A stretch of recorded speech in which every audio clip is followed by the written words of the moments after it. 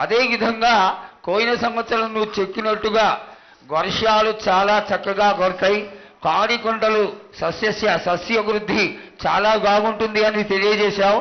ఈ సంవత్సరం రాబోయే సంవత్సరంలో ఎంత ఆనందంగా ఉంటుంది, ఆనందంగా ఉండడానికి నువ్వు ఏం ఆశీర్వదిస్తావు తల్లి? ఈ ఏడు వర్షాలు తప్పగా కురుస్తాయి, పాడి పంటలు కూడా సమృద్ధిలా ఉండే చూసే భారం నాది. మీరు మాత్రం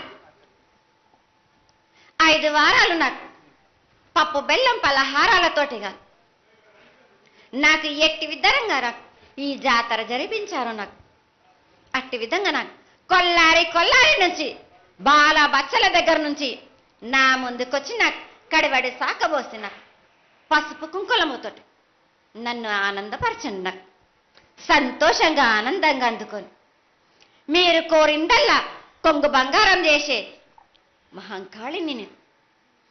అమ్మా, నువ్వు ఆ ఈశ్వరుడికి చెంగడి నీళ్ళు ఎంత సంతోషమో ఆ విధంగా సంతోషమైనటువంటి తల్లివి కాబట్టి నీకు ప్రతి ఒక్క ఇంటి నుంచి శాఖలు సమర్పించడం ఎంత గొప్ప విశేషం తల్లి. నిరాడంబరతకి ఇది నీ యొక్క గొప్పతనం తల్లి.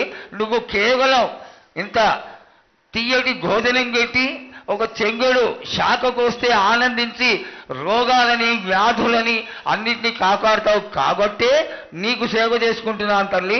నీ పూజలన్నీ తప్పకుండా చేయిస్తాం. అదేవిధంగా ఈ అకాల మరణాలని ఆపడానికి ఏదన్నా ఆనందమైనటువంటి విషయం తెప్పు తల్లి. తప్పనిసరిగా చెప్తా.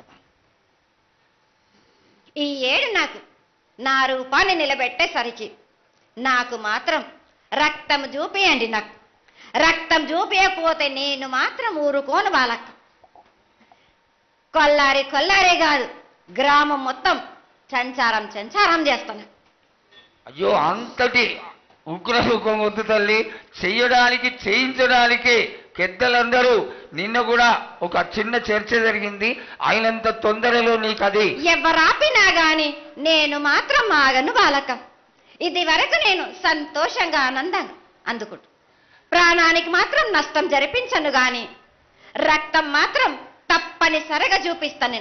నేను మహామారిగా నువ్వు నీ యొక్క తాండవం చూపించొద్దు, ఆశీర్వదించు. మళ్ళా వచ్చే సంవత్సరానికి అన్ని బాగా జరిగి నీ యొక్క ఆశీర్వాదంతో ఇంతకంటే ఇంతకి కొంత రెట్లు ఎక్కువగా నీకు జాతర చేసుకొని ఆనందపడ